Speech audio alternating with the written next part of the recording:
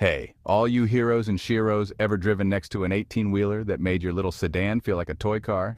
Yeah, me too. Now imagine that behemoth barreling down the highway with unreliable brakes. Scary thought, right? That's the reality we face every day with inadequate trucking safety laws. However, they have recently overlooked one law and it resulted in traffic fatalities to climb.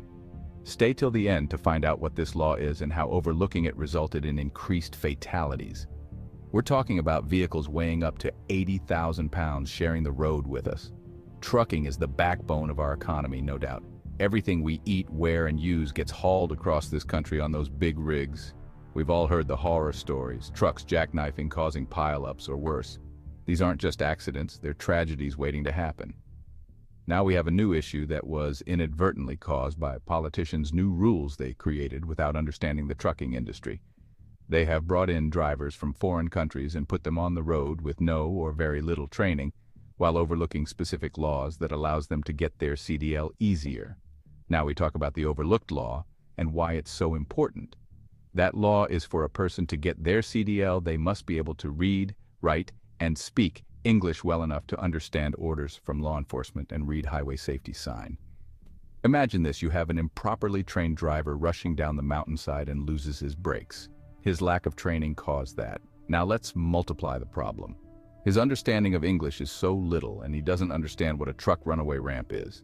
The result is he terminates several people because of this. If the overlooked law wasn't overlooked, that would never happen. It's about time we shine a light on this issue and demand better, for the sake of everyone on the road.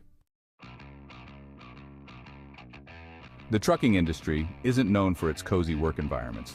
Long hours, tight deadlines, and pressure from all sides. Safety can take a back seat.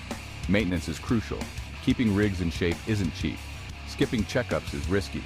When brakes fail, drivers pay the price. Driver fatigue is a big issue. Long hauls are a recipe for disaster. Tired drivers make deadly mistakes. We need strong safety regulations. It's about protecting everyone. Sharing the road with 80,000 pounds of steel requires caution. Now, I'm not a history buff, but even I can tell you that trucking safety laws weren't exactly a top priority back in the day. In the early days of trucking, it was pretty much the Wild West out there on the roads. Trucks were bigger, louder, and a whole lot less regulated. As the trucking industry grew, so did the number of accidents. It took some pretty horrific crashes and public outcry to get the government's attention.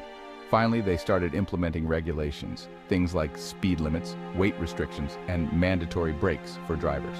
But here's the catch. The trucking industry is constantly evolving. New technologies emerge, companies find loopholes to exploit, and the regulations struggle to keep up. It's a never-ending game of cat and mouse. And let's not forget about the lobbying power of the trucking industry. These guys have deep pockets, and they know how to use them to influence lawmakers. So, getting meaningful safety regulations passed can feel like an uphill battle against a Mack truck. Section 4. Tragedy strikes, laws follow. Remember that horrific accident back in year when a truck driver fell asleep at the wheel and plowed into a school bus?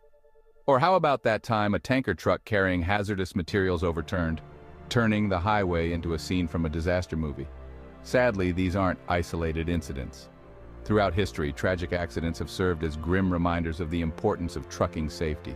Each tragedy sparks outrage, demands for accountability, and often some new regulations or legislation. But it shouldn't take a national tragedy to prompt action. We need proactive measures, not reactive band-aids. We need to stop waiting for the next disaster and start prioritizing safety from the ground up. The problem is, memories fade, public pressure wanes, and the cycle continues. It's time to break free from this reactive approach and demand better. Because the next accident is just a matter of time unless we act now. Section 5. The fight continues. So, where do we go from here?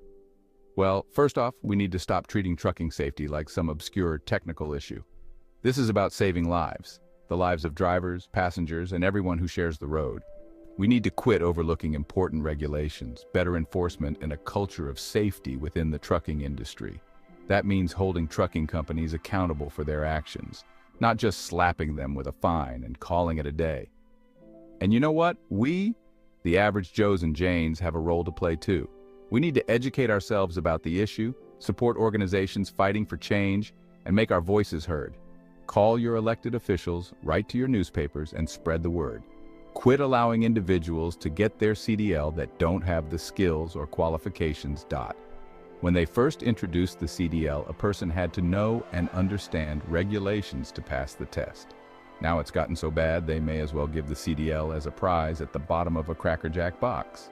This isn't about demonizing an entire industry or romanticizing the open road. It's about common sense, responsibility, and ensuring that everyone gets home safe. Because when it comes to trucking safety, the long and winding road to reform shouldn't be paved with tragedies. Comment your thoughts below. We'll catch you another way another day. Ciao.